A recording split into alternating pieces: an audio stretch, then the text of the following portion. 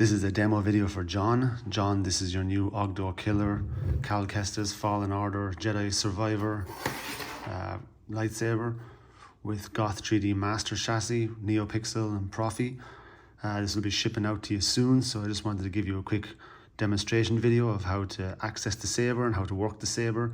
When it arrives, power will be killed, the button won't work, so you have to open up the saber to access your Goth3D master chassis in order to switch the saber on. So in order to do that, you grab a hold of the pommel, making sure to grab this metal part here with your fingers and twist the whole thing like that. These are where the threads are, so this will thread away from here until it comes off, and just like gently remove it out and leave that to one side. That reveals your battery with your decal and your Arabash letters and your Goth3D master chassis. If you have skinny fingers, you can reach in here. Yep, I can just about reach it. That's the kill switch in there, but you can also just take this off. This has magnets on all four corners that attaches it on and off pretty snugly. It's got great access to your Proffieboard and your SD card. This is your kill switch. So that has switched us on to the first font. So now we can power up. You see your crystal through here. It's going to react to your clashes and your blaster effects, and in here you see your stock Neopixel connector, 1-inch blade of course in here. This is your blade retention screw for when you're fitting the blade. Just put in your 1-inch blade and hand tighten this. And master chassis is also removable, so just give it a gentle tug and it removes completely out. You see it has 3 connectors here that connect to the inside here. I'll show you in a moment how to put that back in. Here is your single button in order to work the saber when it's out of when the chassis is out of the hilt. I'll put back on the cover for now. You also have gesture controls, so you can, twist on, twist off.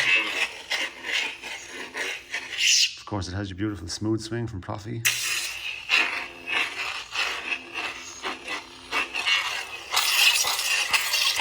And all the usual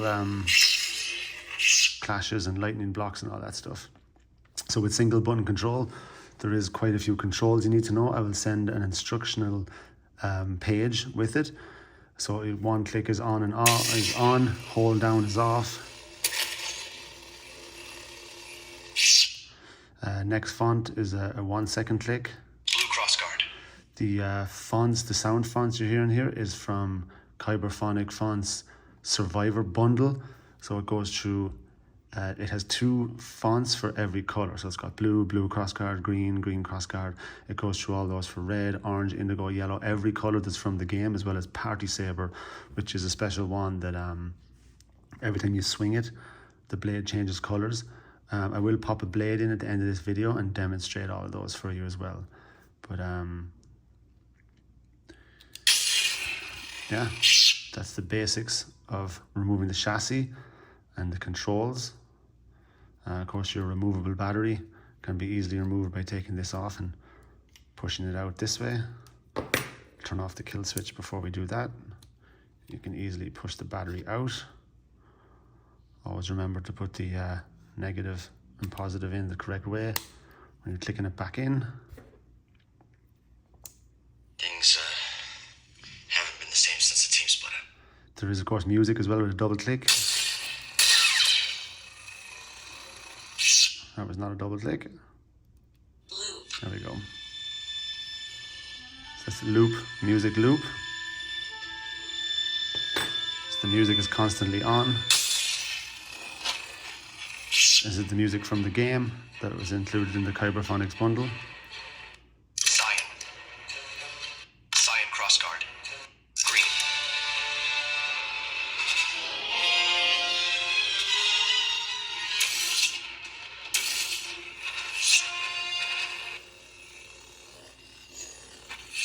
And your speaker is located behind here.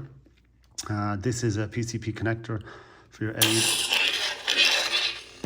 As my gesture controls at work, I'm just going to switch it off. This is a PCP connector for your LED that is down here. So there is an LED in here. We can actually take this pommel apart as well. I can show you how to take it apart. This whole thing twists out.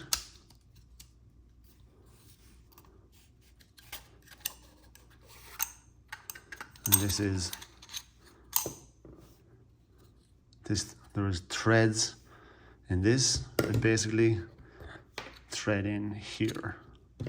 And this is your LED that connects to the end of the chassis right there when everything's put together, and an LED shines out through your hole here. And I've also made some extra holes for more shine through. So you see I've done a little bit of customization down here. I've just done some light weathering along and put on some wires to give it more of that blasted off effect, as well as drilled some extra holes to give you extra shine through. So let me put everything back together. Here we go. Drop your LED in like this. Goes all the way to the bottom.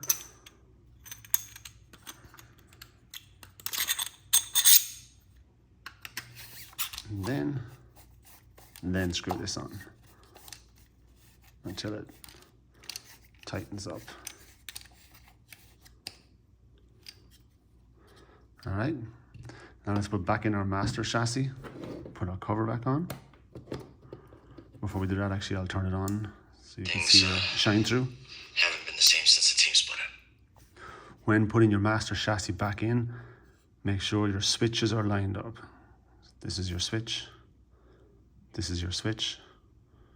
Line them up. And give a gentle push till you feel it clicking in up here. You see your crystal chamber shining through. Put your pommel back on. Make sure it's twisted on all the way. And then you see your LED shine through. Let me turn off my light so you can see that a little bit better. So you can see how it shines through the base of the pommel. You got your crystal chamber. And of course your stock Neopixel. So just one more thing. The master chassis has these magnets here as well, that the crystal chamber can have the kind of guard around it, and you gently slide that in. You can see this guard, so you can choose to have them up or down. They have those magnets there.